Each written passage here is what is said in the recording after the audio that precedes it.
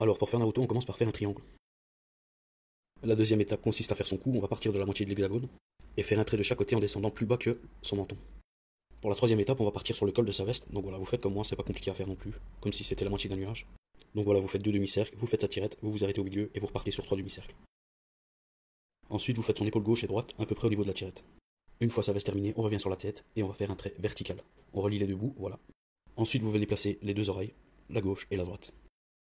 Surtout, n'oubliez pas de placer ses mèches de cheveux avant de refermer son bandeau avec un trait vertical. On termine avec la plaque de fer au milieu, n'oubliez pas son logo, c'est important, le village de Kiri. Le village de Kiri qui se trouve au pays du vent, bien évidemment. Un peu de culturisme, ça fait pas de mal. Pour les cheveux, c'est pas compliqué, vous faites des formes ovales un peu partout et c'est réglé. Les sourcils, c'est pas compliqué non plus, vous les cachez à moitié sous le bandeau. Vous venez passer un trait horizontal dans l'octogone, ses narines un peu près en dessous des oreilles. Ce qu'il faut savoir, c'est qu'avec un peu d'entraînement, Naruto, c'est pas ce qu'il y a de plus dur à dessiner non plus. Là, certains paranos me diront que j'ai changé de sujet à partir des yeux, ce qui est pas faux, mais bref, passons à la bouche. Là, vous faites un carré que vous coupez en deux, ce qui donne un demi-cercle, et vous faites des traits à l'intérieur. Et on terminera par ses moustaches, parce que l'un des parents de Naruto, était un chat, c'est ses origines quoi. Ce qui explique les traits sur son visage. Donc voilà, faut lire les scans.